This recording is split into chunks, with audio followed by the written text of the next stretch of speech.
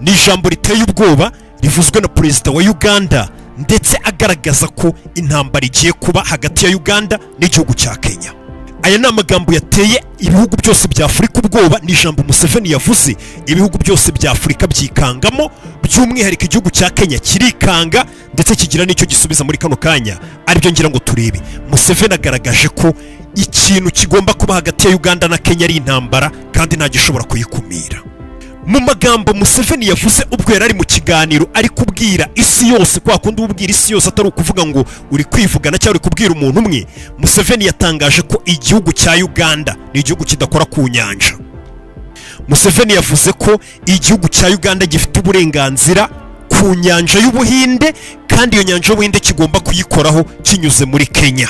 Ndetse Museveni yakomeje mu magambo yavuga ngo ibi nibidakemuka ku neza ngo igihugu cyacu cya Uganda uburenganzira dufite bwo gukoresha inyanja y'Abahinde, mbega ngo tuyikoreho kandi tunyuze muri Kenya inyanja y'Ubuhinde, icyo gihe ngo nibidakemuka ku neza biraza gukemuka mu buryo bw'intambara kandi nta kigomba gukumira iyo ntambara.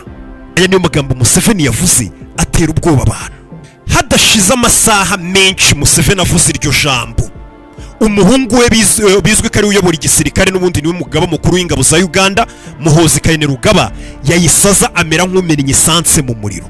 Ahita avuga ngo nje nk'umuyobozi w'igisirikare cya Uganda. Kainerugaba muramuzi nyine ibintu ajya postinga ku mbuga bishotorana. Ati nje nk'umuyobozi w'igisirikare cya Uganda ntegereje itegeko rya Muzehe, ubwo yavugaga Museveni, ngo ubundi nkwereke ukuntu iriya nyanja y'Ubuhinde nyifata nkayambura Kenya mu masaha 8 gusa. Kenya nkabamaze kuyikubita nkayambura iriya nyanja y'Ubuhinde, twebwe nk'abanyayuganda tugatangira kuyikoresha. Ngira ngo uri kumva icyo kintu. Ibi ni ibintu biteye ubwoba kuko muri East Africa abantu bose bahise bagira ubwoba. Abenshi batangira kuvuga ati iyi ntambara Museveni ari kuvuga igiye kuba hagati ya Kenya ya Kenya na Uganda, avuga ko ari intambara idashobora gukumirwa mu gihe Uganda itaba yemerewe gukora ku nyanja y'Ubuhinde. Museveni bigakurikirwa nuko umuhungu we yunze murya avuga ati Kenya nayikubita nkayifata mu masaha 8. Abantu benshi bakomeje kuvuga ati mwibuke ko Kainerugaba ameze nk'uri gutegurwa kugira ngo abe ari uzasimbura Museveni. Museveni yavuze ko hari ukuntu ngo abakase imipaka ndetse n'ahahise hagiye hasa nkaho harenganya bimwe mu bihugu bidakora ku nyanja, ndetse abashyigikiye Museveni akivuga ayo magambo byagaragaye nkaho atari ubusaza, ahubwo Museveni ibyo avuze ari ibintu afite uburenganzira kandi ari bwo butabera. Kuba Uganda yatangira gukora ku nyanja y'Ubuhinde kandi banyuze muri Kenya kari uburenganzira bwabo.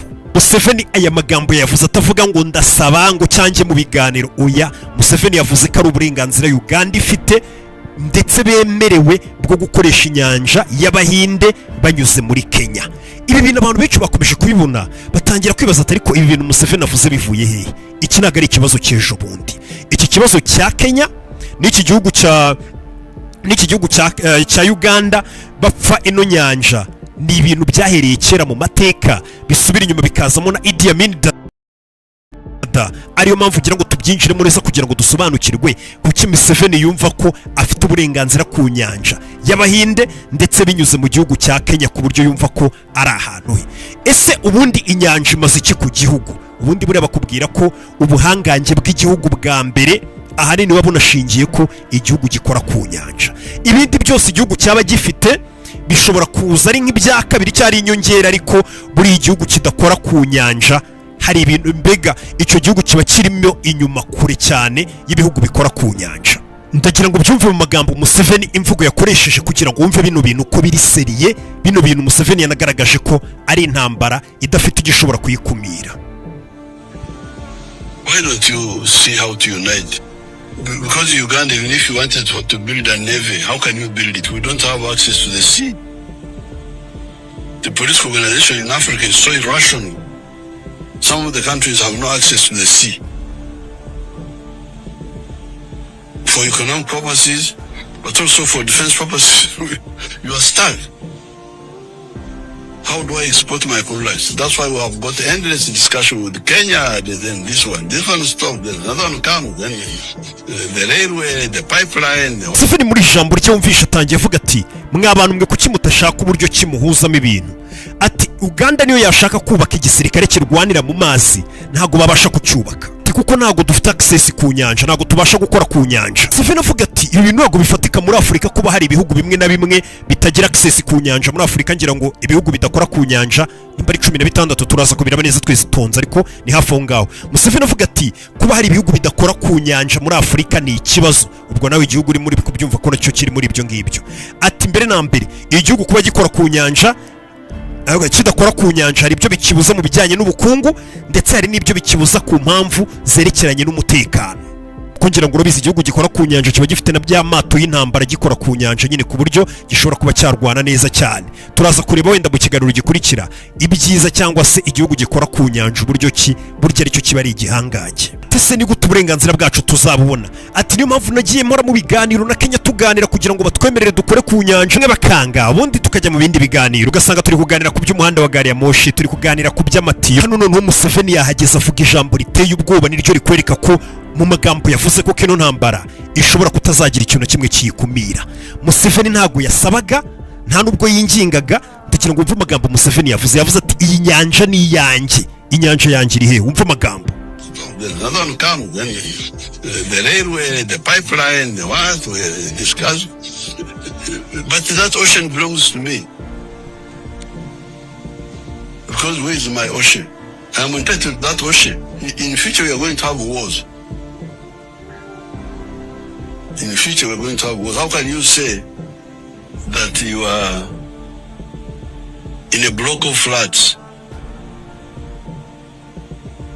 that the compound belongs to only the flats on the ground floor, that the compound belongs to the whole block? All the flats are entitled to the compound. Yeah. There's no way you can say. So me, I just watch these people. You are really endangering yourself. How can you have a situation like this?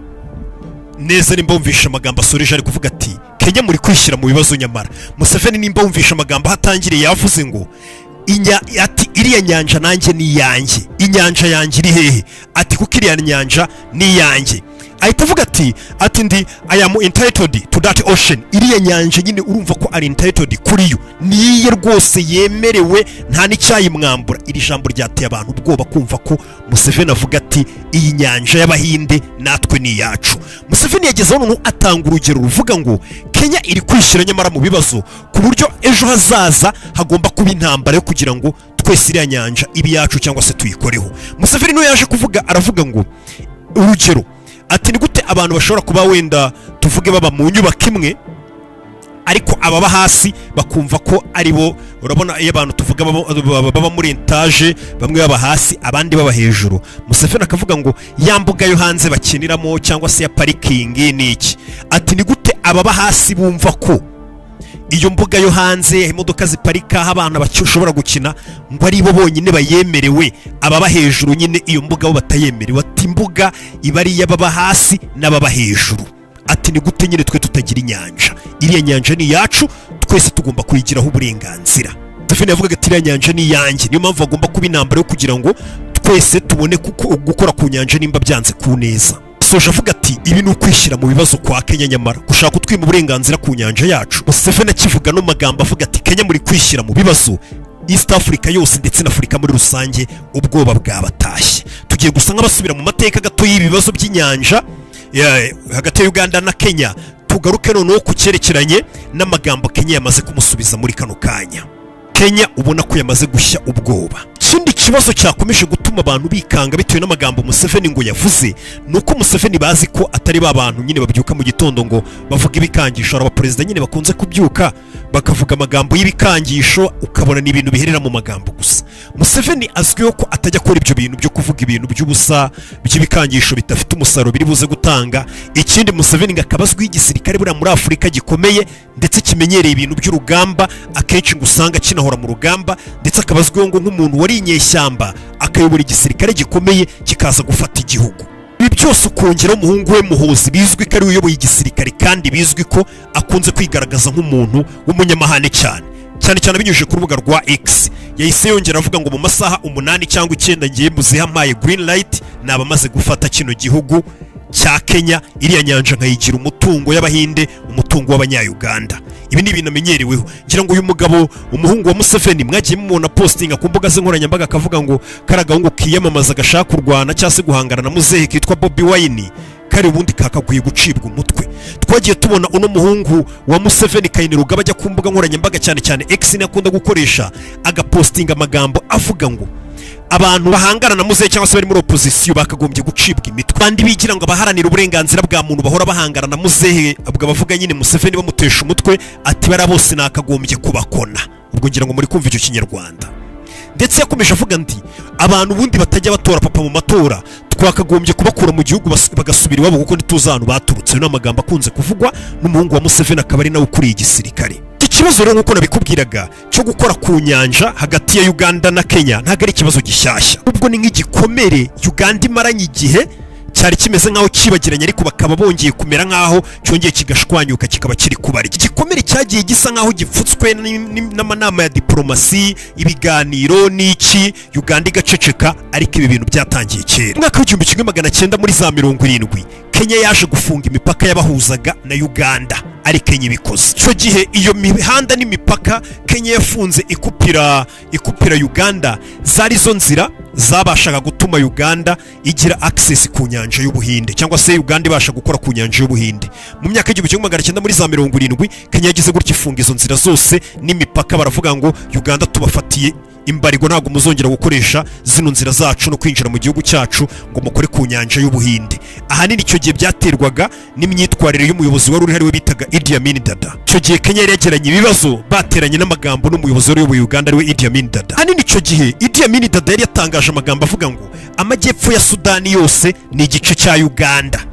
Arenza aravuga ngo n'uburengerazuba bwa Kenya, ngo mu bakurambere muri bya bihe nyine abazungu bataraza gukata imipaka nabi, ati ari buriya burengerazuba bwa Kenya cyari igice cy'Ubugande nacyo.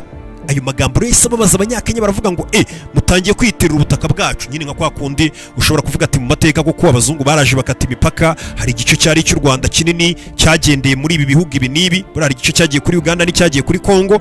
Rero icyo gihe uyu mugabo nawe nibyo yavuze bihita bituma Kenya irakara, avuga ati utangiye kwitira uburasirazuba bwacu ngo nabwo nubwo Ubugande. Icyo gihe Kenya yise bakupira imipaka, babima access ku nyanja muri igihugu, kuko buri igihugu nyine kidakora ku nyanja. Ibihugu bikora ku nyanja bikagukupira, bikakubwira ngo nta bintu bya bizongera guca hano. Ngira ngo iyo dutumye ibintu twese murabizi aho bica, za Tanzania natwe twese buriya cya muri Kenya bikaza bikatugeraho. Ibaze rero badufungiye izo access zo kudakora kuri iyo nyanja ngo ibintu bitangire bihace bitugereho. Ngira ngo uri kumva ikibazo kiba gihari. Ibyo bigahita bikwereka umumaro w'igihugu gikora ku nyanja. Gukora ku nyanja bituma igihugu kiba igihangange. Icyo gihe rero Uganda yarababaye cyane kuko Kenya yari imaze kuyikupira. Icyo gihe ubukungu bwa Uganda bwaragiye buramanuka bwikubita hasi, bitewe nuko Kenya yari yabakupiye. Muri za 70 mu mwaka w'igihumbi kimwe magana cyenda 86 ubwo Museveni rwose yari akiri muto, yari amaze gufata igihugu, amaze kugifata bakibohoje abaye perezida. Icyo gihe cyakurikiye Kenya yasaga nkaho yongeye gufungura imipaka. Museveni agifata igihugu, barongeye bamufungiraho imipaka, ari Kenya imufungiraho imipaka no kuba batabasha kugira ibyo batuma cyangwa se kuba babasha kugera ku nyanja y'Ubuhinde. Museveni bamufungiye imipaka bameze nk'abari kumubwira abanyakenya ngo, cyangwa se ubuyobozi bwa Kenya bumubwira tugomba guca bugufi, turi kukwereka ko tukurenze, igihe cyose wakwigira nabi cyangwa watumenyera access y'inyanja twayikwambura cyangwa se twagukupira. Mbega bari nko kumwemeza agifata ubutegetsi kugira ngo amenye abo yubaha n'uburyo yitwara ku bantu bashobora gutuma ubukungu bw'igihugu bujya hasi. Nicyo Kenya yabikoreye. Kaba nanone umuhanda wa gari ya moshi wubatswe mu mwaka w'igihumbi kimwe magana 890 gutyo gukomeza no mu gihumbi kimwe magana 901 ni umuhanda nyine wa gari ya moshi ubundi uhuza Mombasa, Kisumu ndetse ukinjira no muri Uganda. Hano uciye muri Lake Victoria. Yo niyo nzira ubundi yagiye ifasha Uganda kuba bagera ku nyanja. Iyo mihanda ya gari ya moshi kuba hari ibicuruzwa n'uburyo babasha ku accessinga inyanja y'Abahinde, bigatuma ubukungu bwabo biborohera cyangwa se no gukura ibintu hanze bitabahenda. Iyo nzira rero urumva iva ku cyambu ikazamuka igaca Kisumu igakomeza hafi ya Lake Victoria ikinjira muri Uganda. Iyo nzira ya gari ya moshi yubatswe n'abakoloni. Usanga rero iyo nzira abanyakenya iyo bagiranye ibibazo na Uganda mu mateka barajyaga bahita bafunga iyo nzira kugira ngo Uganda ibure access bageza ku nyanja y'Ubuhinde. Rero bigatuma Museveni ariyo mpamvu avuga ati kuba batabitwemerera ngo byitwe ibyacu bikamera nk'aho ari impuhwe zabo batugiriye abanyakenya. Ati nibyo yavugaga ngo duhora mu biganiro bidashira byisubiramo n'uruziga rwisubiramo tubabwira ati muduhe ibyacu. Niyo mpamvu Museveni yavugaga ngo iriya nyanja yanjye iri hehe. Ati ndetse iriya nyanja ndayigombwa kuko ni iyacu n'uburenganzira bw'abanya-Uganda. Kenshi ngira ngo mwagiye mubibona Museveni impamvu yavugaga ati bino bintu bishobora kuzavamo intambara byo kuduma hari ibihugu bimwe na bimwe bidakora ku nyanja muri Afurika byimwa kuba byakora ku nyanja. Ubundi hari ukuntu umuntu akwemerera ngo ibicuruzwa byanyu bizajya bica mu gihugu cyacu, mugira umusoro muduha, mugira ukuntu mutwitwaraho neza, mwatwitwaraho nabi tukaba twabafungira ntimukore ku nyanja. Ariko hari n'uburyo bujya bubaho ku buryo usanga igihugu kidakora ku nyanja ariko kikaba cyarabyemerewe n'ibihugu bikora ku nyanja bikababwira ngo kare agace nakanyu hari amuhubake icyambu cyanyu, ibicuruzwa mukuye hanze bijye bicariya habi wanyu nubwo ari ku mwaro uri ku gihugu cyacu mujye mufata ibicuruzwa mubyinjiza mu gihugu cyanyu hakaba hanyu. Hari igihe mushobora kuhagura, hari igihe mushobora kuhahabwa, hari n'igihe ari ubwumvikane. Ariko akenshi usanga ibihugu bikora ku nyanja byarayigize ibyayo, none bya bindi bidakora ku nyanja bikajya bigerageza kubana neza nabo ngabo bakora ku nyanja muvuga muti umunsi badukupiye ntidukore ku nyanja, ayo mamodoka mutuma nta handi ari buce, aha ninaza mu mato, ibicuruzwa byinshi bica mu mata barangura murabizi. Ibyo byose ahanini ubusanga icyo gihugu bicamo hari amafaranga menshi gisigarana, cyangwa se kikaba nanone gishobora kubyuka mu gitondo mwakirakaje kikaba cyabakopera ati tubimye uburyo bwo gukora ku nyanja. Ibyo rero Museveni nibyo avuga ati ibyo ngibyo abafunga inyanja cyangwa se abakora ku nyanja mutaduha natwe access ku nyanja haba haca atari ukuvuga ngo mutugiriye impuhwe cyangwa se ngo nukubabanira neza no kugenda gake. Icyo gihe muba muri kwishyira mu byago kuko urumva igihugu gifungiranye kikabura uko gikora ku nyanja. Hari umunsi cyabyuka cyarakaye n'ubundi umuntu ufungiranye mu nzu bamwicishije inzara ashobora kubyuka akakwataka akavuga ati n'ubundi ni ugupfa no gukira, tugiye kurwana nanjye noneho nze nkabe nifatira ahantu hanjye ku nyanja mvuge ni ibintu byanjye hano ndafashe yabaye hanjye. Nicyo Museveni yavugaga ati ahazaza intambara z'ejo hazaza ntago muzabasha kuzikumira. Ati kuko mwe mukomeza kwimana access ku nyanja mukabigira nk'aho ari impuhwe mutugirira, muri kwishyira mu byago bikomeye cyane kuko ntago muzigira muhagarika zino ntambara. Abanyakenya bakomeje kugenda banariza ino situation baravuga ati se Museveni ko yavuze amagambo bisobanuye iki? Ese koko ibyo muhozi kayeneruga bavuga ngo mu masaha 8 yakubita Kenya kayambura inyanja ngo noneho ikaba umutungo noneho wose ngo wa Uganda yabishobora. Abenshi bakavuga ati Kenya ifite igisirikare gikomeye, ifite intwaro zigezweho kuko Kenya buriya ni igihugu gifite ubukungu. Kenya ni igihugu gikize nyine ntago ari nka bya bindi binduze. None Museveni akavuga ati abandi bakavuga ati Kenya nubwo ifite igisirikare kigezweho gifite n'ibikoresho ariko ntago baheruka ku rugamba. Abasirikare ba Kenya nta rugamba baheruka, nta rugamba bazi, kandi umusirikare buri akenshi binasaba kuba yihugura arasa amenyera urugamba.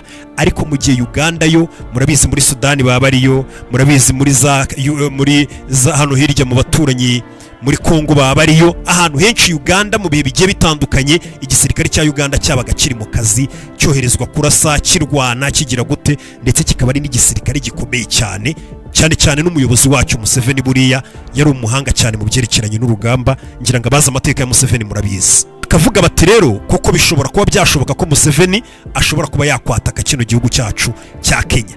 Abanyakenya rero ano magambo akibageraho Minisitiri w'Ububanyi n'Amahanga yabasubije muri aya magambo. Comment much on what His Excellency President Museveni said with respect to our oceans, but I believe very much that he does have a fairly great understanding with respect to the nature of our territory and the nature of our rights with respect to Yumva ni Minisitiri w'Ububanyi n'Amahanga wa Kenya asubiza avuga ngo ubwo yarabashwe n'abanyamakuru avuga ngo sindi bukomate cyangwa se sindi buvuge byinshi ku byerekeranye n'amagambo yavuzwe na Perezida Museveni, cyane avuga ku nyanja yacu twubaha cyane. Ariko ndabizi neza ko Museveni nawe asobanukiwe akanumva neza ibyerekeranye n'amatware y'ibihugu byacu cyangwa se no kutarenga ku busugire bw'ikindi gihugu, ndetse akanasobanukirwa uburenganzira buri gihugu kiba gifite ku byerekeranye n'umutungo kamere wacu. Ubwo Kenya yavugaga ko ifite uburenganzira ku byerekeranye n'umutungo w'inyanja kuba aribo bayikoraho, akaba anasobanukiwe nawe uburenganzira afite ku byerekeranye n'umutungo kamere uri mu gihugu cye ko nta muntu wajya kuwumwaka ngo nawe arawukeneye. Aya magambo Museveni yatangaje na n'uyu munota niyo nkuru iri kuvugwa hirya no hino muri Afurika, ndetse abanshi bakavuga ati ese bishobora no gutuma n'ibindi bihugu byinshi bigera muri 16 muri Afurika bidakora ku nyanja nabyo koko byumva ko ariko byakagombye kugenda. Ese ubundi koko gukora ku nyanja bimariye iki igihugu mu rwego rwo hejuru. Ndaje tubire mu kiganiro gishobora kuza gukurikira, tumenye ibihugu bikora ku nyanja biba bimeze gute, amategeko y'umuryango w'abibumbye abivugaho iki. Nawe uraza kuduha igitekerezo uko byumva muri comment, ibuka gukora subscribe, dukomeze twubaka umuryango mugari wa ya YouTube channel yanyu.